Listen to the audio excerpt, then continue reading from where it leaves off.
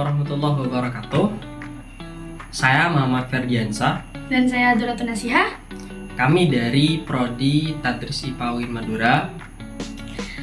Dan di sini kita akan menjelaskan tentang data mining, tapi kita menggunakan aplikasi Orange karena dapat memudahkan kita untuk mengelola data. Nah, untuk caranya dan tutorialnya selanjutnya di video kami selanjutnya. Dadah! Baik, untuk pertama kita harus mengerti dulu apa sih data mining dan aplikasi Orange tersebut. Nah, pertama yakni pengertian dari data mining. Data mining adalah proses untuk menggali, menemukan, dan mengekstraksi pola atau informasi penting dari kumpulan data yang sangat besar. Nah, data mining ini menggunakan teknik statistik, kecerdasan buatan, machine learning, dan algoritma khusus untuk menemukan hubungan, pola, atau tren yang tidak terlihat secara langsung. Seperti kita itu bisa mengetahui pola belanja pelanggan dan memprediksi penjualan. Nah, untuk selanjutnya yaitu pengertian dari aplikasi Orange.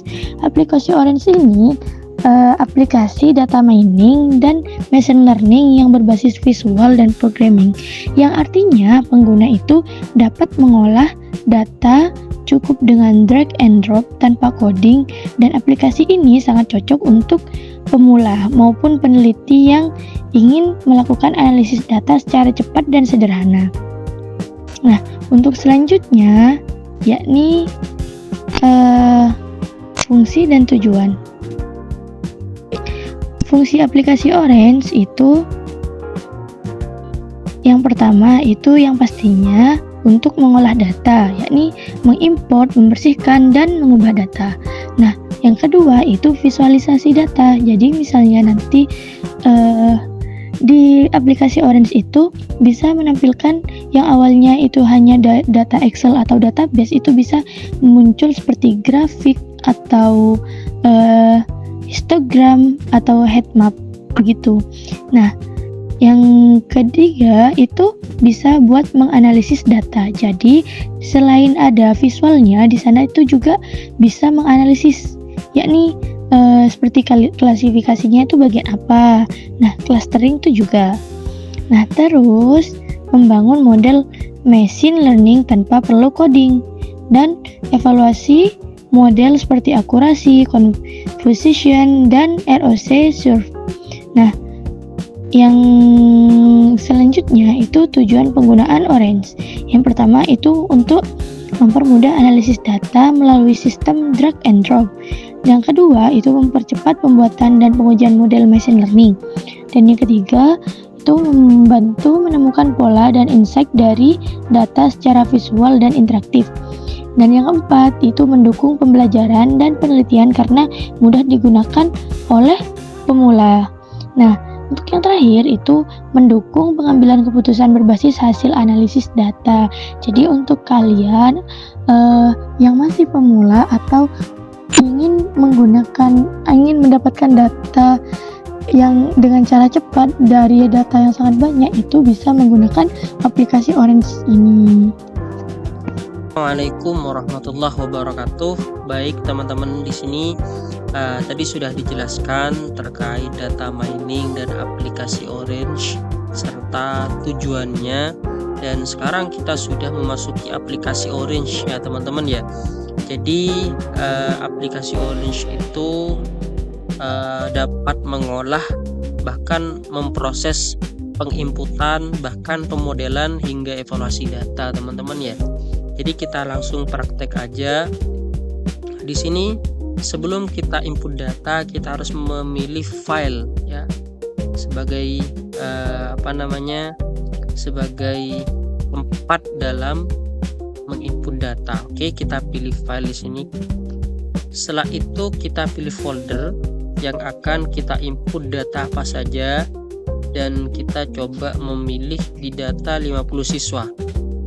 Oke, kita open di sini.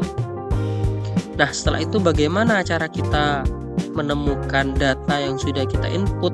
Maka kita milih data table ya. Kita tarik di sini.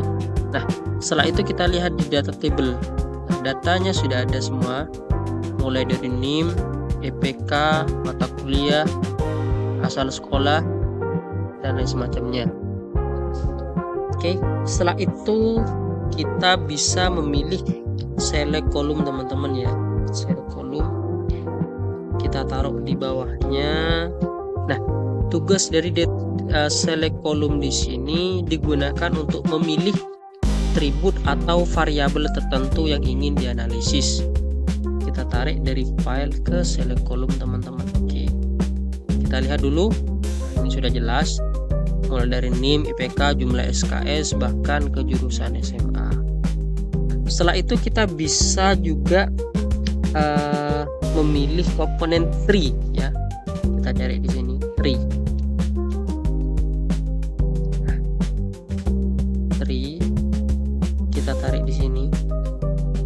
Nah, gunanya komponen tree di sini atau bisa disebut sebagai decision tree itu digunakan untuk membangun model klasifikasi berbasis pohon keputusan. Nah, sini kan ya, minimal number of instance in leaf 2, don't split subset smaller than 5. Nah, bagaimana caranya untuk mengetahui dari komponen tree di sini? Kita juga harus memilih komponen tree viewer. Untuk apa? Untuk divisualisasikan sehingga struktur pohon dan aturan-aturan klasifikasi mudah difahami. Kita tarik di sini. Oke. Kita lihat dulu teman-teman. Nah, di sini sudah jelas ya. Sudah jelas gunanya kita memilih tadi tree viewer itu untuk apa? Saya tanya gitu. Jadi gunanya tree viewer itu untuk melihat struktur pohon dan aturan-aturan klasifikasinya mudah dipahami, agar mudah dipahami. Yang sebelumnya seperti ini. Nah, setelah kita memilih komponen tree viewer, pohon yang sudah kita input itu akan mudah difahami, mulai dari jurusan, IPK, dan lain semacamnya gitu. Nah, setelah dari tree viewer, kita bisa memilih komponen box plot ya. Kita cari di sini teman-teman, box plot. Nah, ini kita taruh di atasnya biar lebih mudah. Kita tarik lagi. Nah, sebelum kita memproses data, kita harus tahu dulu apa itu box plot. Box plot itu untuk menampilkan persebaran data ya, atau outlier dan perbandingan antar kelas. Dan sebelum kita lihat di sini, ini kan gak ada teman-teman ya datanya ya. Jadi kita ubah di sini data ke data. Oke. Nah, kita tampil oke. Kita lihat teman-teman pasti ada. Nah, gitu kan? Oke.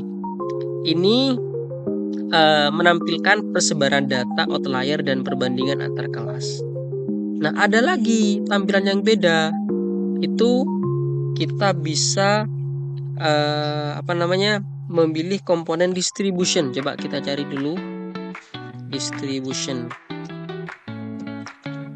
Nah, ini kita taruh di bawahnya, kita tarik. Nah, ini tidak bisa dilihat karena harus perlu diubah. Ini data ke data teman-teman ya. Kita tarik data ke data. Oke, kita bisa lihat. Nah, ini tampilannya beda. Jadi antara box plot dan distribution ini ada perbedaan. Kalau box plot itu tampilannya persebaran data atau outlier dan perbandingan antar kelas. Kalau distribution itu adalah variabel untuk mengetahui pola dan karakteristik setiap fitur teman-teman. Ya, mungkin bisa dipahami. Nah, setelah itu kita memilih test and score. Kita cari di sini ya. Test and score. Oke. Maaf, untuk di bawahnya kita langsung tarik ya teman-teman ya, tarik di sini. Tugas di sini test and score ini digunakan untuk melakukan pengujian model menggunakan teknik cross validation. Setelah itu kita langsung aja input ya teman-teman ya, biar kita tahu data yang kita sudah input dari awal. Kita milih naive Bayes,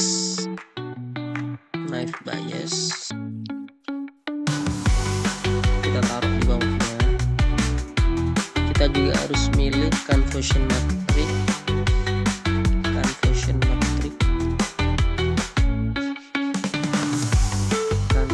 Oh ini ada teman-teman, kita taruh di sebelah ini. Setelah itu kita pilih komponen prediction. Nah ini ada. Oke. Sebelum untuk mengetahui test and score ini kan gak ada. Jadi harus input ataupun arahkan ke setiap komponen yang ada. Oke.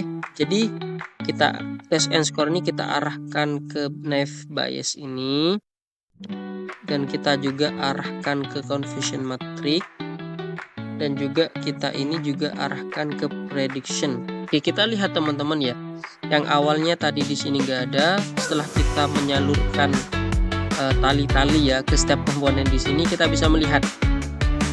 Nah, ya naive Bayes kita sudah melihat datanya di sini. Ya. Dan di confusion matrix ini juga, nah ini.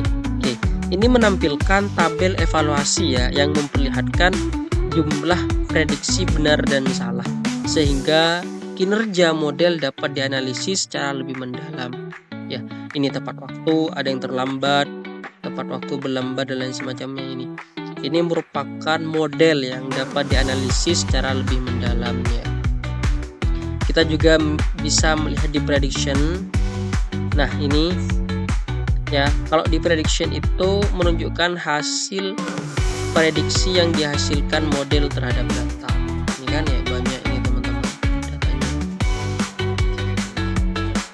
Nah, kalau di naive Bayes ini sekedar komponen teman-teman. Datanya bisa kita lihat di sini. Oke. Jadi kita bisa melihat setiap komponen yang tentunya berbeda dalam memproses data. Oke, mungkin itu dulu teman-teman ya yang bisa kita jelaskan. Semoga apa yang sudah kita praktekkan dari mulai penginputan data, pemodelan data hingga evaluasi data, semoga apa yang sudah kita praktekkan bermanfaat bagi kita semua. Mungkin hanya itu dulu. Semoga barokah, semoga dapat diterapkan untuk mempermudah tugas-tugas kita.